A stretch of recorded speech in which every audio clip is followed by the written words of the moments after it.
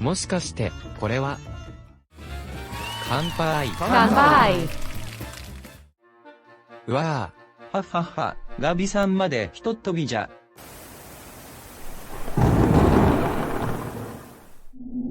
お前は一体、ここをどこだと思っている？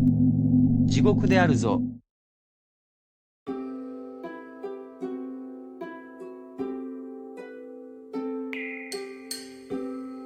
これは遠い遠い昔、中国、唐の時代のお話です。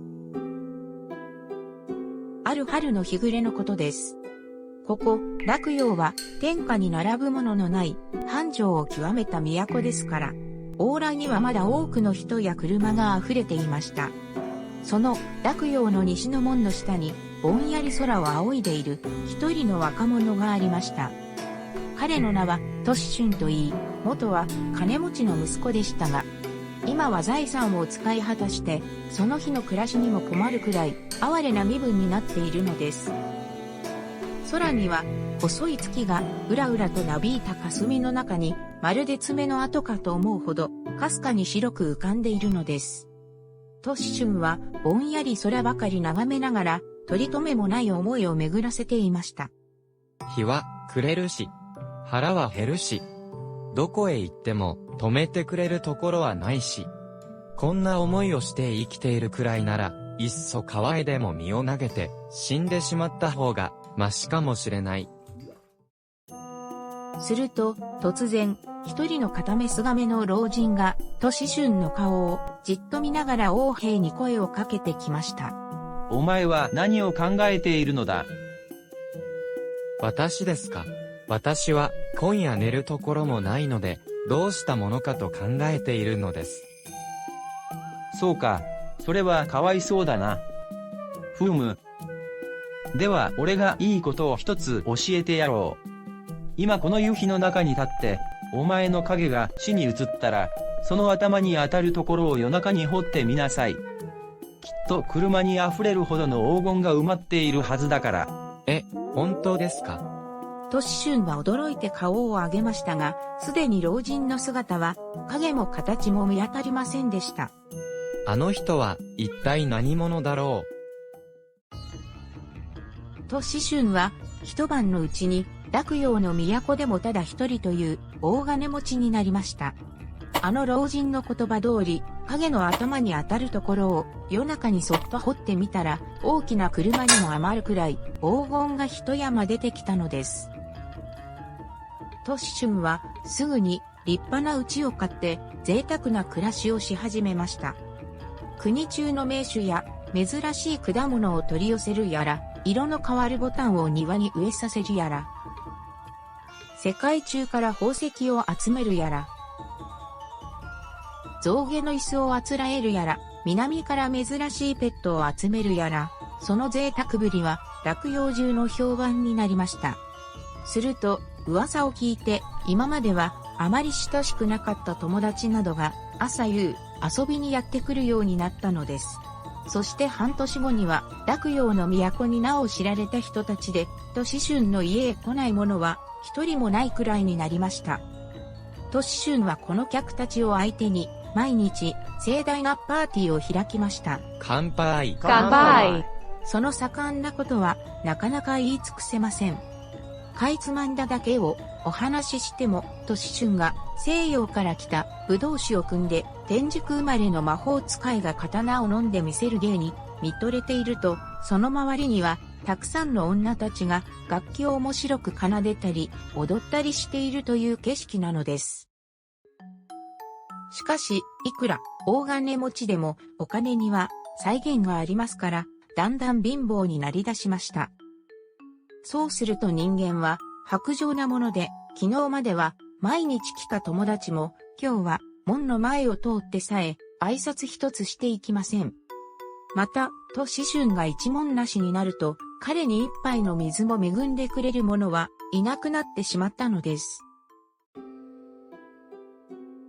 そこで彼は、ある日の夕方、もう一度、あの洛陽の西の門の下へ行って、ぼんやり空を眺めながら、途方に暮れて立っていました。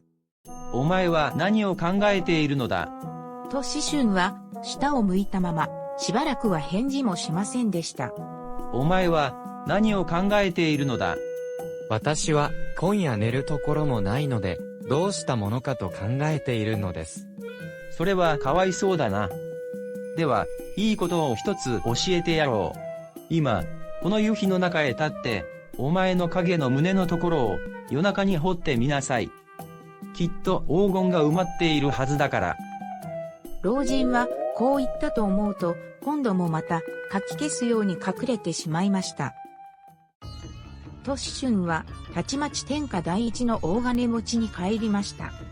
と同時に相変わらずし放題な贅沢をし始めました。大勢の客へのご馳走。女たちの奏でる美しい音楽。刀を飲んでみせる魔法使い。すべてが昔の通りなのです。ですから車にいっぱいにあったあのおびただしい黄金もまた3年ばかり経つうちにはすっかりなくなってしまいました。お前は何を考えているのだ。私ですか。私は今夜寝るところもないので、どうしようかと思っているのです。それはかわいそうだな。では良いことを教えてやろう。今この夕日の中へ立って、お前の影の腹のところを夜中に掘ってみなさい。きっと車にあふれるほどの。いや、お金はもういらないのです。金はもういらない？はは。では、贅沢をするにはとうとう飽きてしまったと見えるな。いいえ、贅沢に飽きたのではありません。人間というものに愛想が尽きたのです。ほう。それは面白いな。どうしてまた人間に愛想が尽きたのだ？人間は皆、薄情です。私が大金持ちになった時には、世辞も媚びへつらいもしますけれど、一旦貧乏になってしまうと、優しい顔さえもしてみせはしません。そんなことを考えると、たとえもう一度大金持ちになったところで、何にもならないような気がするのです。そうか。いや、お前は若い者に似合わず、関心に物のわかる男だ。では、これからは貧乏をしても、安らかに暮らしていくつもりか？それも今の私にはできません。ですから私は、あなたの弟子になって、戦術の修行をしたいと思うのです。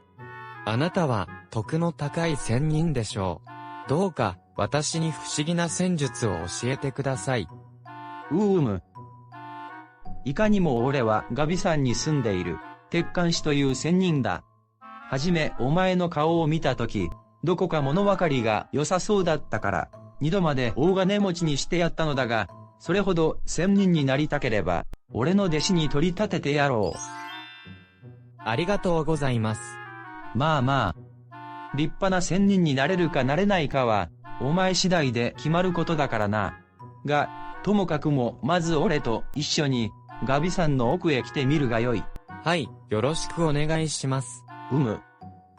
おう、幸い、ここに竹ぼうきが一本ある。では早速、これへ乗ってひとっ飛びに空を渡るとしよう。鉄管師は呪文を唱えながら、と思春と一緒にまたがりました。すると、竹ぼうきは勢いよく大空へ舞い上がって、春の夕空をガビ山の方角へ飛んで行きました。と思春は肝を潰しながら、恐る恐る下を見ました。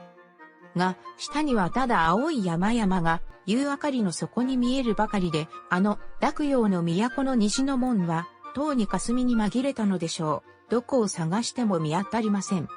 そのうちに、鉄管師は、高らかに歌を歌い出しました。朝は北の海で遊び、夕方には南の倉庫へひとっ飛び。俺の袖の中には獰猛な青蛇が隠してある。三度、洛陽に入ったが誰も俺に気づきはしない。高らかに歌を歌いながら、銅抵抗を飛びすぎるのだ。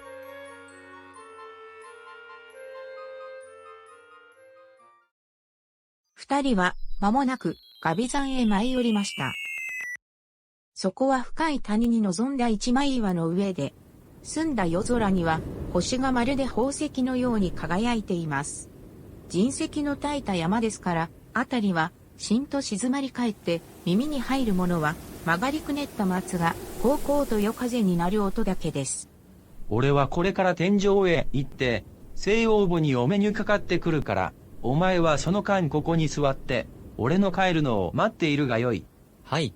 俺がいなくなると、魔性がお前をたぶらかそうとするだろうが、何が起ころうとも、決して声を出すのではないぞ。はい。もし口を聞いたら、仙人にはなれないものだと覚悟をしろ。はい。よいか。天地が裂けても、黙っているのだぞ。はい。決して声は出しません。命がなくなっても黙っています。そうか、それを聞いて、俺も安心した。では俺は行ってくるから。はい。鉄管師は竹ぼうきにまたがって夜空へ消えていきました。トシシュンは岩の上に座ったまま静かに星を眺めていました。すると、かれこれ半時ばかり経って、新山の焼きが肌寒く薄い着物に通り出した頃、突然空中に叱りつける声がしました。そこにいるのは何者だ。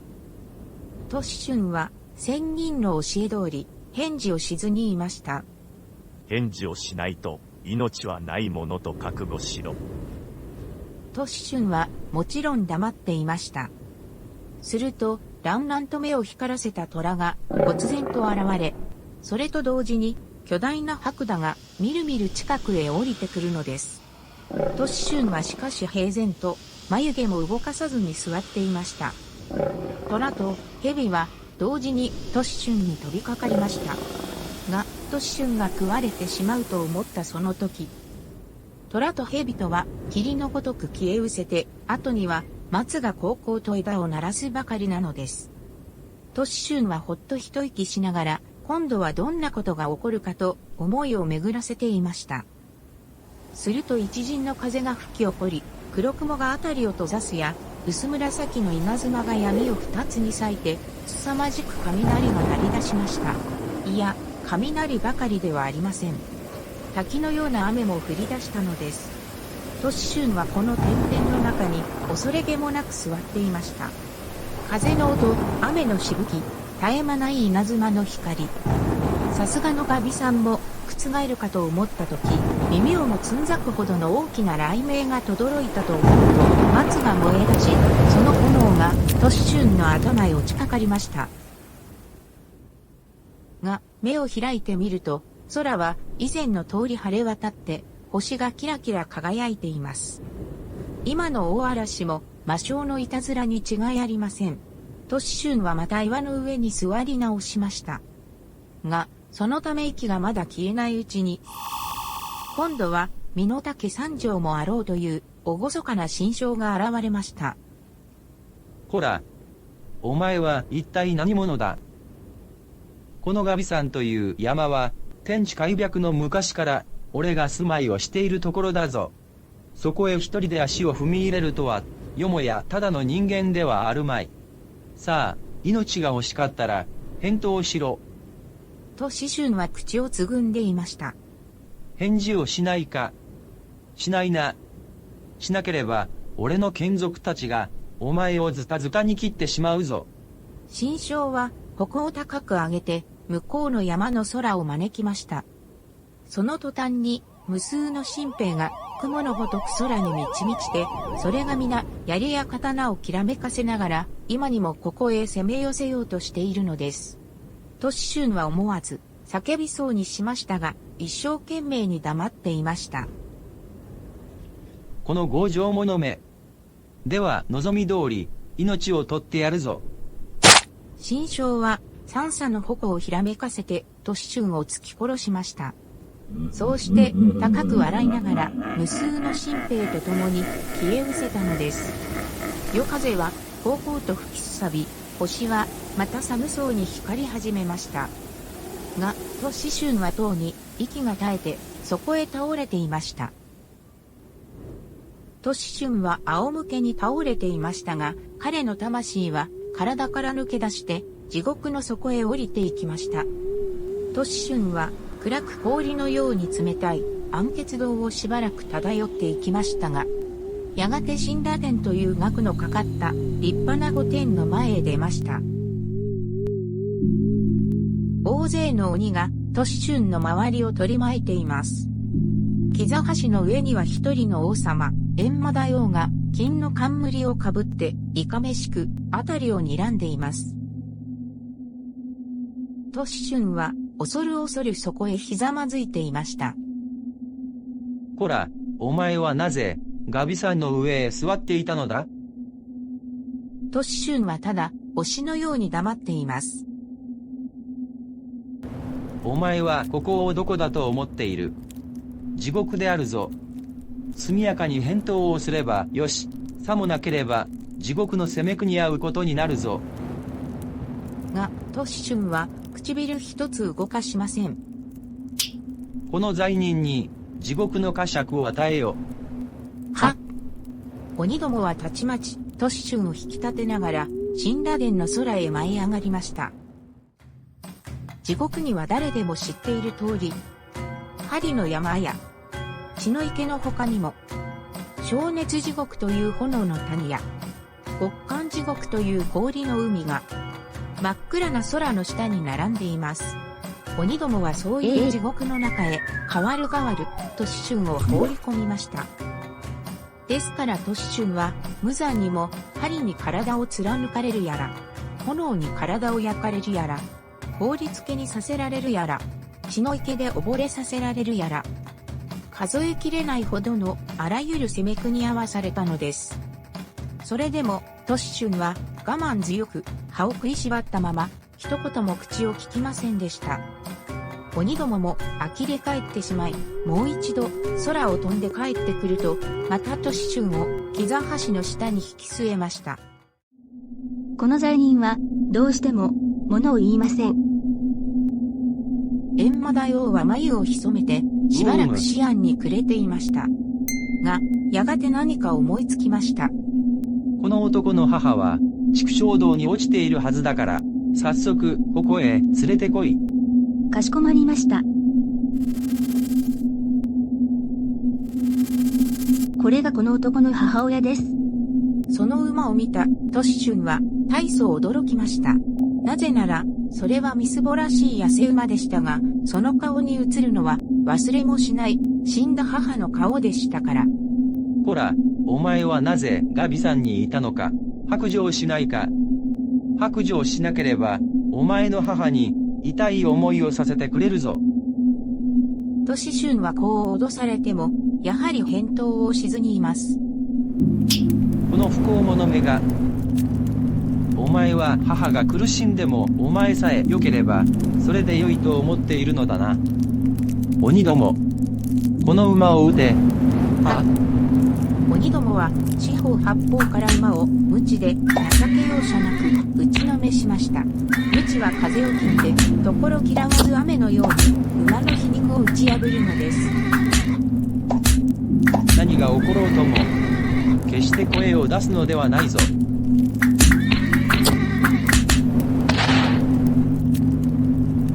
どうだ、これでもまだ白状しないか。するとその時、都市春はかすかな声を聞いたのです。都市春、心配を押しでない。お前さえ幸せになれるのなら私はそれでいい。閻魔大王が何とおっしゃっても言いたくないことは黙っておいで。都市春は思わず目を開きました。馬の一匹が力なく地上に倒れたまま悲しそうに彼の顔へじっと目をやっているのを見ました。母親はこんな苦しみながらも息子を思いやって鬼どもの鞭に打たれたことを恨む景色さえも見せないのです。大金持ちになればお世辞を言い、貧乏人になれば口もきかない、そんな世間の人たちに比べると、なんというありがたい志、けなげな決心でしょう。都市春は老人の戒めも忘れて馬のそばへ走り寄り一声叫びました。お母さん、お母さん。次の瞬間、都市春は洛陽の西の門の下に夕日を浴びてぼんやり佇んでいるのでした。霞んだ空、白い三日月、絶え間ない人や車の波、すべてがまだ、ガビ山へ行く前と同じです。どうだな。俺の弟子になったところが、とても仙人にはなれはすまい。なれません。なれませんが、しかし、私はなれなかったことも、かえってよかった気がするのです。ほほう。それはどうしてだ？いくら仙人になれたところで、私は、あの地獄の神羅殿の前に、鞭を受けている母を見ては、黙っているわけにはいきません。ふむ。もしお前が黙っていたら、俺は即座にお前の命を絶ってしまおうと思っていたのだ。お前はもう仙人になりたいという望みも持っていまい。大金持ちになることは、もとより愛想が尽きたはずだ。では、お前はこれからあと、何になったら良いと思うか？何になるかは、わかりません。しかし、何になっても、人間らしい、正直な暮らしをするつもりです。その言葉を忘れるなよ。では、俺は今日限り、二度とお前には会わないから。おう。幸い、今思い出したが、俺は、泰山の南のふもとに一軒の家を持っている。その家を畑ごとお前にやるから、早速行って住まうがよい。今頃はちょうど、家の周りに、桃の花が一面に咲いていることだろう。